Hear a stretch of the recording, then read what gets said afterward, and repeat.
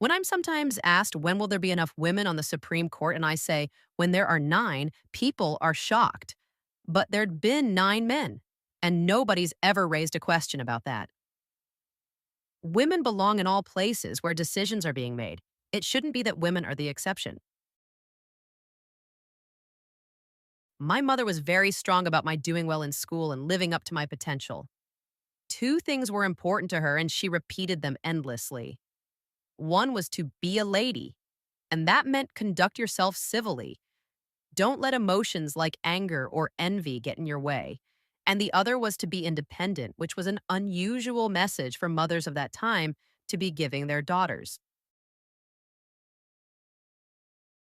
A constitution, as important as it is, will mean nothing unless the people are yearning for liberty and freedom. I don't say women's rights. I say the constitutional principle of the equal citizenship stature of men and women. I ask no favor for my sex. All I ask of our brethren is that they take their feet off our necks. The pedestal upon which women have been placed has all too often, upon closer inspection, been revealed as a cage. Both men and women have one main role, that of being human beings. Feminism. I think the simplest explanation, and one that captures the idea, is a song that Marlo Thomas sang, Free to be you and me. Free to be, if you were a girl, doctor, lawyer, Indian chief, anything you want to be. Women will have achieved true equality when men share with them the responsibility of bringing up the next generation. I said my affirmative action plan would be for men as teachers in kindergarten and grade schools. I think it would be wonderful for children if they could see men in caring roles just as they see women. For both men and women, the first step in getting power is to become visible to others, and then to put on an impressive show.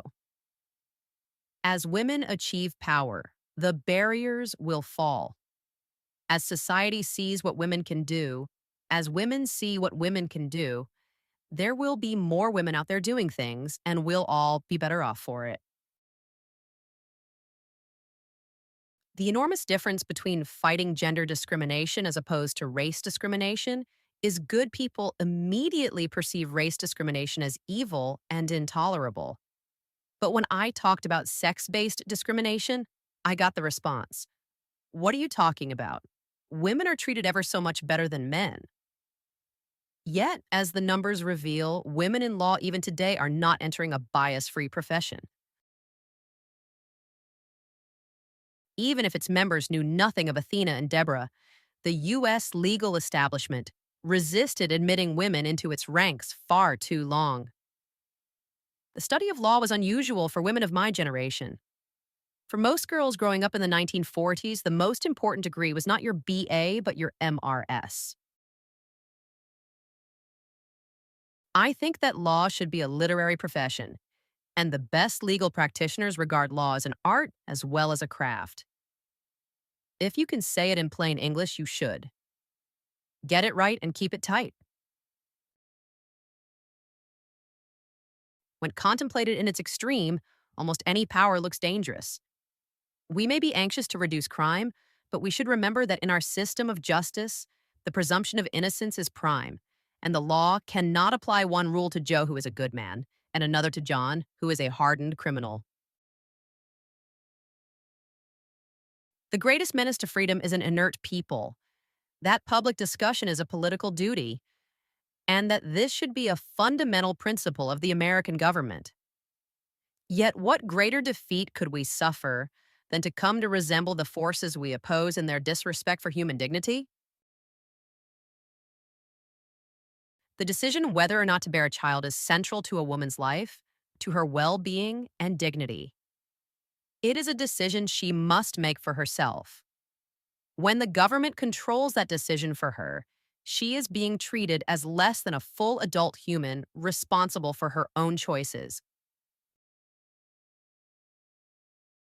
Real change, enduring change, happens one step at a time. You can disagree without being disagreeable. Fight for the things that you care about, but do it in a way that will lead others to join you. Work for what you believe in, but pick your battles and don't burn your bridges. Don't be afraid to take charge. Think about what you want, then do the work, but then enjoy what makes you happy. Bring along your crew, have a sense of humor. My mother's advice was don't lose time on useless emotions like anger, resentment, remorse, envy. Sometimes people say unkind or thoughtless things, and when they do, it is best to be a little hard of hearing, to tune out and not snap back in anger or impatience. Reading is the key that opens doors to many good things in life. Reading shaped my dreams. Nabokov used words to paint pictures. Even today, when I read, I notice with pleasure when an author has chosen a particular word, a particular place for the picture it will convey to the reader. In every good marriage, it helps sometimes to be a little deaf. If you have a caring life partner, you help the other person when that person needs it. I had a life partner who thought my work was as important as his, and I think that made all the difference for me. Women lose power with age and men gain it. So often in life, things that you regard as an impediment turn out to be great, good fortune. Anyway, hope springs eternal. If I lose today, there's hope that tomorrow will be better.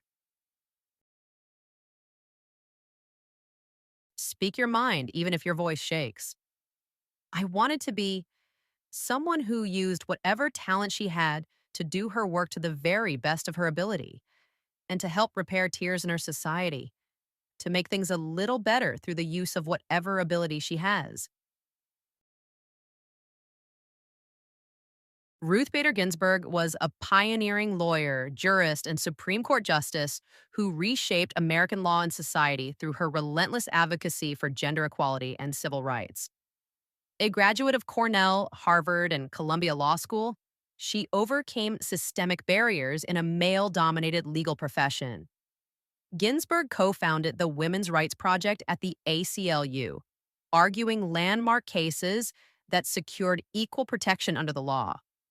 She advocated for the freedom of each person to fulfill their potential, paired with the responsibility to use their talents for the common good. Beyond her rulings, she became a cultural icon, inspiring generations to fight for equality while remaining principled, independent, and compassionate.